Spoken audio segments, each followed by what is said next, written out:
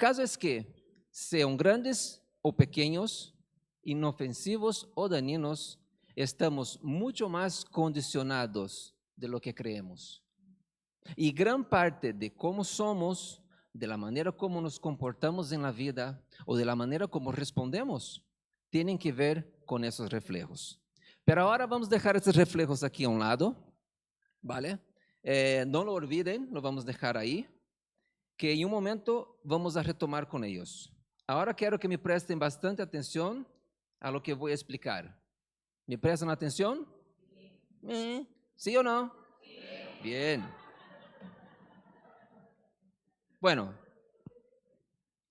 lo que voy a compartir está en el final de los evangelios de Mateo, Marcos, Lucas y Juan, está al final, que es en el momento de la traición de Judas.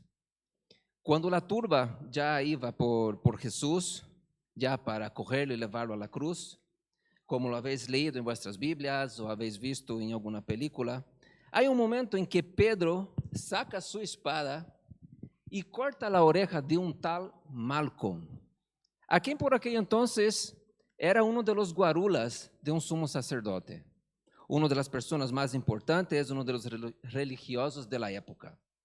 Más que un accidente, un infortunio, casi un crimen. Y a partir de entonces, donde vaya Pedro, se va a meter en el mundo de las demandas. Porque atacó a alguien que presuntamente es inocente y le cortó la oreja.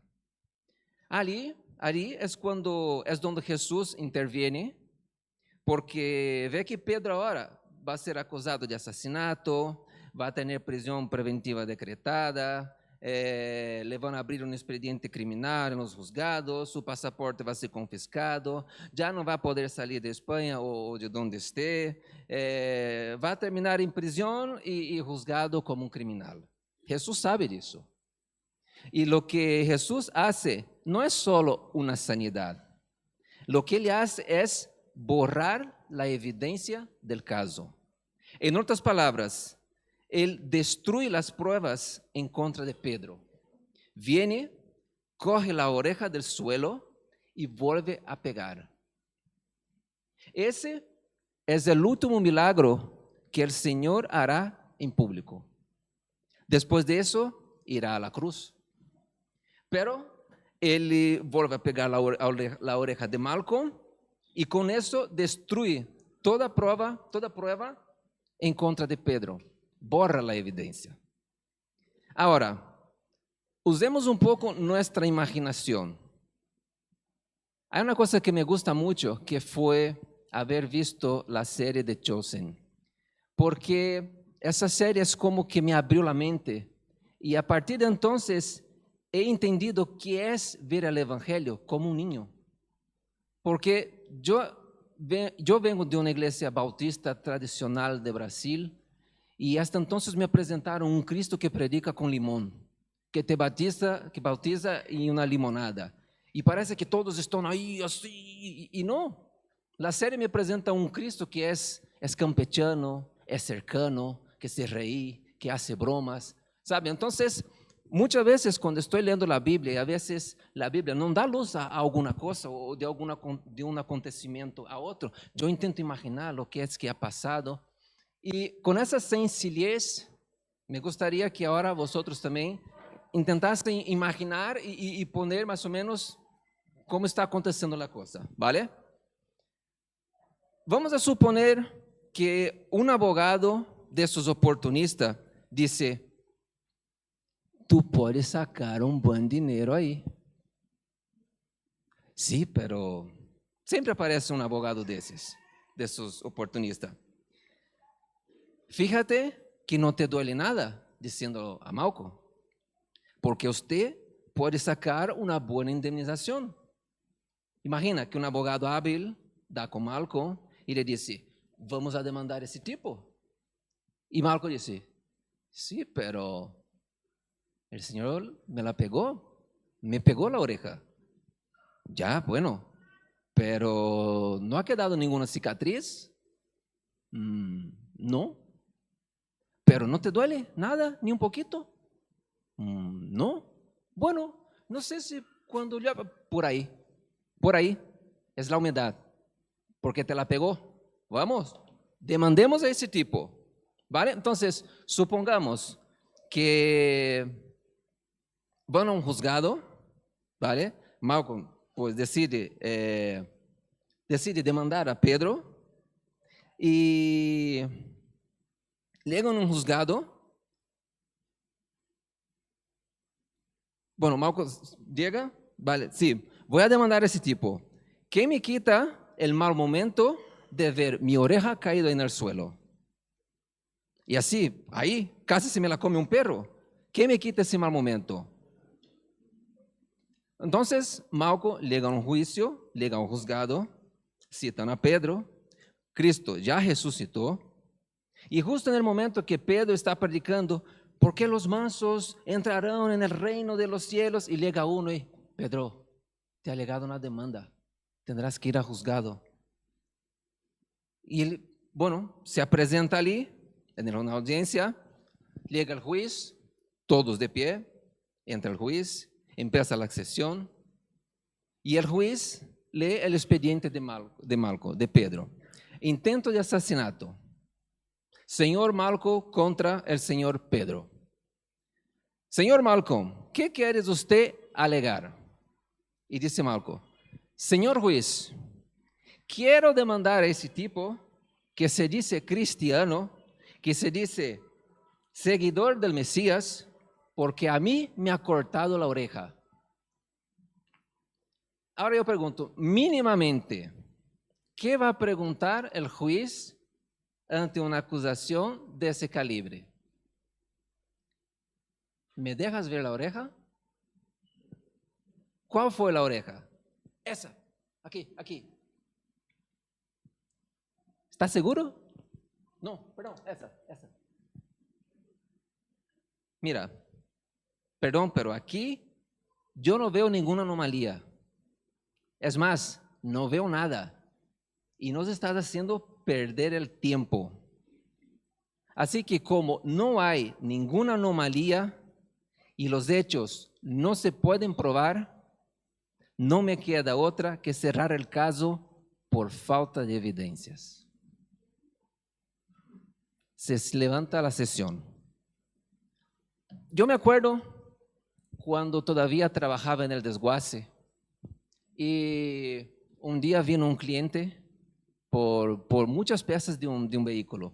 Y yo como iba a tope de faena, y él falou, mira, pasa, desmonta tú y luego ya te cobraremos. Él traía sus herramientas, entonces se puso en el coche, se lo desmontó, se lo llevó todo al mostrador y yo le cobré y se marchó. Media hora después regresó diciendo que había olvidado algo suyo en el coche. No, pasa, entra. Y entonces le acompañé hasta el coche, fui ahí y él empezó a buscar, y yo no encontraba nada. Yo, pero ¿qué te has perdido? Y él, una llave. Y yo pensando, llaves de una puerta, llave de casa, las llaves del taller, y cara cerrada, y no me decía nada más. Y se fue así, como que enfadado porque no había encontrado la llave. Y yo, pues nada. Pasado unos días, regresa al desguace y me pide otro material. Pero en esa circunstancia lo desmonto yo. Entonces voy al coche, desmonto, voy al mostrador y ¿cuánto es? Yo ahora lo pregunto. Entonces cojo la pieza, unos alicates, un destornillador y un sacagrapas, lo dejo todo encima del mostrador, me entro a la oficina para preguntar el precio. Cuando regreso, veo que el sacagrapas no está. Y yo falei, no puede ser, si es de un taller que siempre está aquí. Y yo falei, no puede ser. Y le miro a él y así, con cara de póker.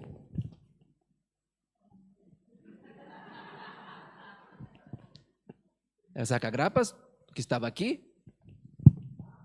Ah, pues no lo sé, no he visto nada. Más blanco como si hubiera visto un fantasma. Falei, no puede ser.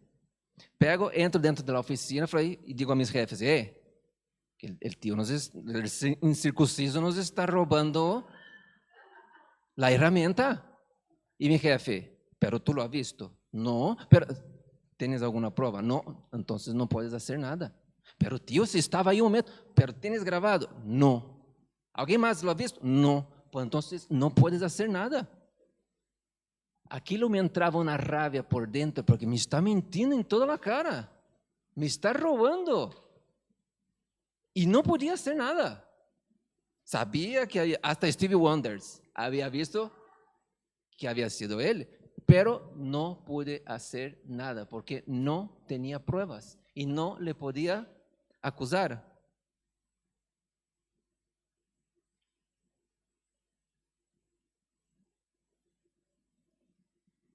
Falta de evidências. ¿Qué significa falta de evidências? No significa que eres inocente necesariamente. Significa que no hay evidencias para condenarte. Pregunto, ¿Pedro era culpable? Sí era culpable. Lo que no había eran evidencias en contra de él. ¿Nosotros somos culpables ante Dios? Sí, ya que todos pecamos y estamos destituidos de la gracia de Dios. Lo que no hay, queridos, son evidencias. Satanás no tiene evidencias para condenarnos. No puede acusarnos porque no hay pruebas. Viene Cristo, te limpia con su sangre. Satanás sabe que estás limpio y por mucha rabia que le dé, no puede condenar. Sabe que en el fondo fuiste culpable, pero no puede hacer nada. Y eso es fascinante. Pero vamos a Pedro, que es lo que nos compete esta mañana. Analicemos los hechos. Pedro tiene un expediente abierto en el juzgado por intento de asesinato. ¿Es culpable? ¿Lo hizo? Sí lo hizo, con lo cual es culpable. Malco le pone una denuncia de intento de asesinato por haberle cortado la oreja y quiere que se le condene. Eso no puede quedar barato. Luego hay un fiscal, vamos a decir que sea Satanás, que le tiene manía, que le tiene bronca y le quiere llevar a la cárcel. Pero ambos no tienen evidencia de los hechos. No tienen pruebas para condenar a Pedro y llevarlo a la prisión. Ahora, ¿qué pasa cuando Dios borra las evidencias, pero Pedro aún se sigue sintiendo culpable? ¿Qué pasa cuando Dios dice, yo ya te perdoné, Pedro, te limpié? Y el que no se puede olvidar del crimen es Pedro, o eres tú, o soy yo, porque el crimen sí ha existido. Una cosa es que el Señor te perdone y sientas que nunca pecaste. Otra cosa es cuando tú conoces tu naturaleza, Dios dice que no hay evidencias, pero aún así tú te autoculpas, tú te autoinfliges culpabilidad y no te dejas ser feliz.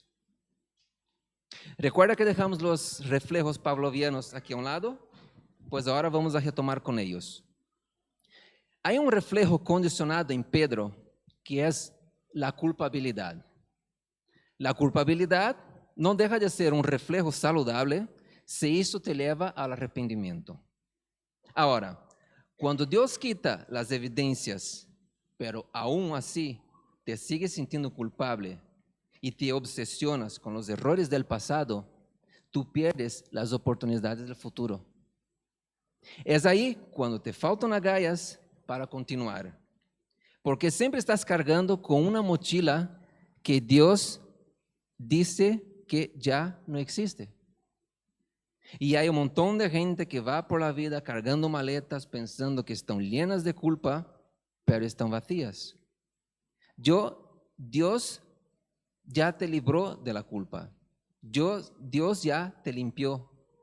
La culpa tú la llevas aquí, no en las maletas. Uno tiene que sentirse libre, perdonado por el Señor. Quizás emprendiste un matrimonio y te fue mal, como podría ser cualquier otro ejemplo. ¿Quién está pensando? en divorciarse en el día de la boda? Bueno, no contesten por las dudas, pero creo que nadie dice en el altar, me separo de esa loca si eso no funciona. Siempre vamos con otro objetivo, con otra idea. Pero vamos a decir que te divorcias, no una, sino 2 veces. Llegas al Señor y dices, Señor, perdóname, me ha ido mal, quizás no haya sabido elegir, quizás haya metido la pata, no supe luchar, me faltó paciencia, y llegas sintiéndote culpable, ¿vale? ¿Qué haces el Señor? Viene, te perdona y borra la evidencia. Ya no tienes que sentirte culpable. La gente no tiene por qué señalarte, no tiene que decir, eres un divorciado, nadie. Ya sea por un tema de infidelidad o por lo que haya sido. Eres nueva criatura y punto.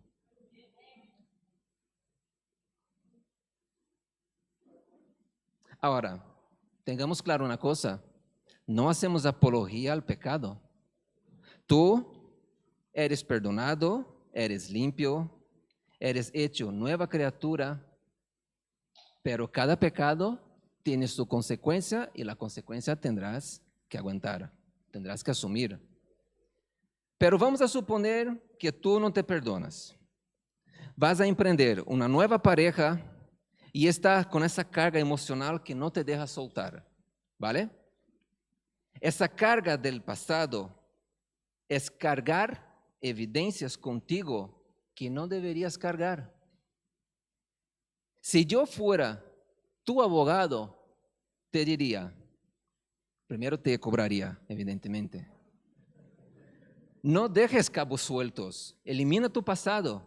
Vamos a borrar toda la evidencia, vamos a hacer con el Señor, vamos a hacer con que el Señor vuelva a pegar la oreja y restaure tu fracaso en el amor, restaure tu fracaso en la economía, en la familia, que borre todo lo que te ate con el pasado y que el enemigo no tenga con qué acusarte.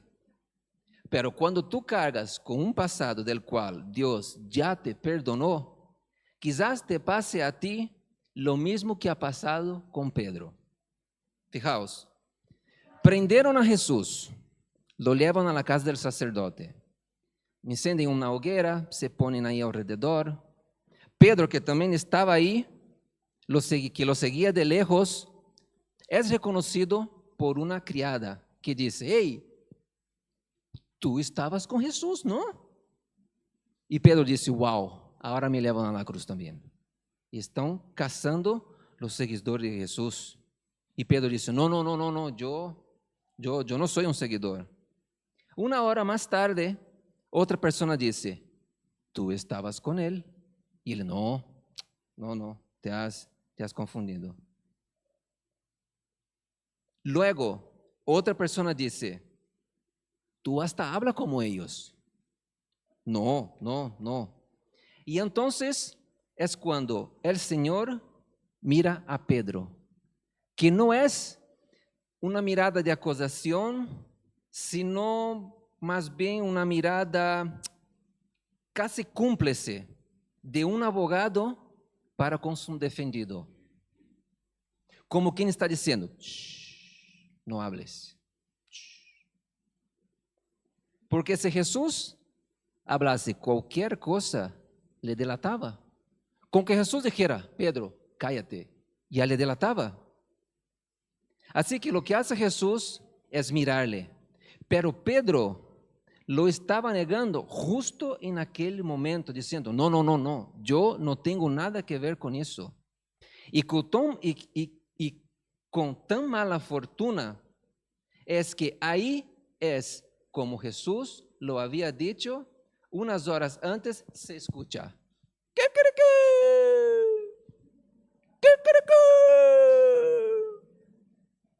El Señor le dijo, antes que el gallo cante, me vas a negar 3 veces.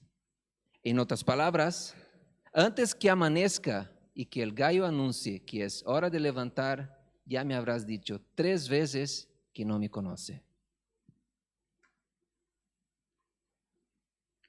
Ahora pues, si nos ponemos a reflexionar con eso de las evidencias borradas, eso de los reflejos pavlovianos, pregunto, ¿no habrá quedado un reflejo condicionado en Pedro que a partir de ese momento, cada vez que canta un gallo, le entraba tristeza, remordimiento y una culpa atroz?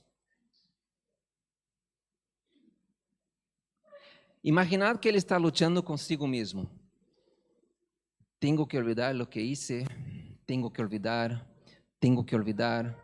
hasta que cantaba otro gallo y nuevamente le entraba la culpa. Porque sin Cristo no podemos borrar evidencias. La culpa está. Si Cristo no interviene, la culpa no se va. Así que, como las campanas que hace que los perros de Iván Pavlov saliven sabiendo que van a comer, señoras y señores, el gallo hace que la tristeza, la culpa y el remordimiento invada el corazón de Simón Pedro cada vez que canta. Queridos, yo pregunto, ¿habrá algún reflejo condicionado en nosotros que no nos permita ser quien Dios quiere que seamos? ¿Habrá algún reflejo condicionado en nosotros que no nos permita vivir conforme a la manera que Dios nos ha criado y que quiere que vivamos? ¿Habrá algún reflejo condicionado que no nos permita hacer bien las cosas? ¿Perdonar a alguien? ¿Dejar algún vicio? ¿Cualquier otra cosa? Sepas que Dios no te culpa, querido. Él borró las evidencias en tu contra para que seas libre. Si no, el enemigo ya te habría llevado a una corte espiritual. No vas a ir a ninguna corte porque el enemigo no tiene pruebas contra ti. Y si tu pensamiento es sí, pero es que acabo de meter la pata. La Biblia dice que abogado. Y fíjense la terminología legal que usa. Abogado tienes para con el Padre. Tienes un abogado que borra las evidencias. ¿Me siguen? ¿Me entendéis? ¿Mi castellano portuñol está bien? Bien. Eso no te hace inocente. Eso te hace culpable sin pruebas. Sí, eres pecador, pero el Señor lo borra todo. Y eso es algo que no te puedes olvidar. Ahora, Pedro escucha una mañana el ¿qué cree que? ¿Qué cree que? La segunda mañana, ¿qué cree que? ¿Qué cree que? La tercera mañana, ¿qué cree que? Se siente un fraude y se va a pescar. Jesús se va a la playa, ahí donde está Pedro. Pedro está pescando. Pedro reconoce que es el Señor, que está resucitado, ve las cicatrices en sus manos como único recuerdo de su sacrificio por haber pasado por la cruz. Tienen ahí una conversación y es cuando Jesús le pregunta, Pedro, Simón, hijo de Juan, ¿me amas? Pedro le contesta, tú sabes que te quiero, apacenta mis corderos.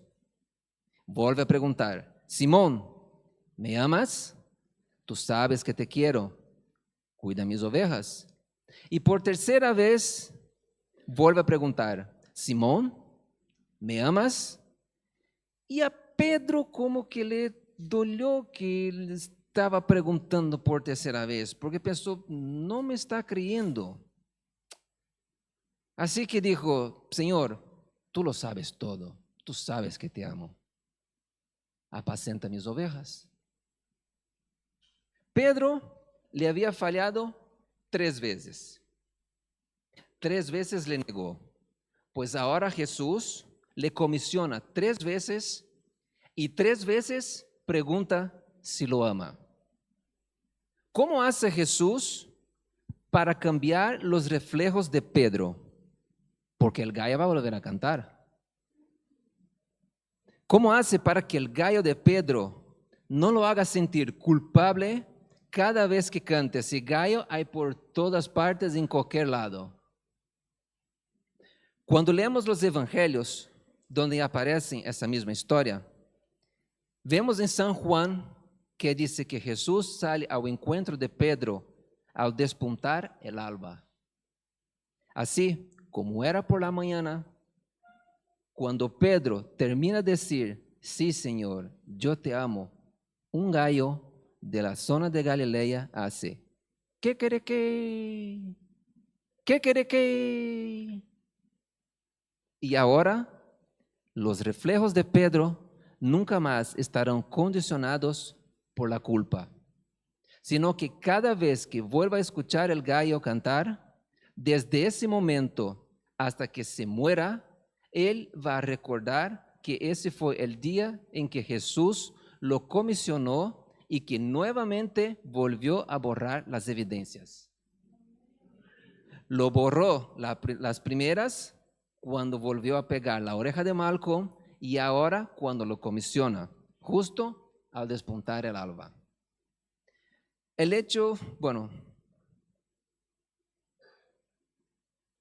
ahora, ¿por qué Jesús lo comisiona por la mañana? ¿Por qué no tenemos aquí un almuerzo valenciano, una merendola, una cena? Para que cuando el gallo volviera a cantar, Pedro se encontrase desayunando con él.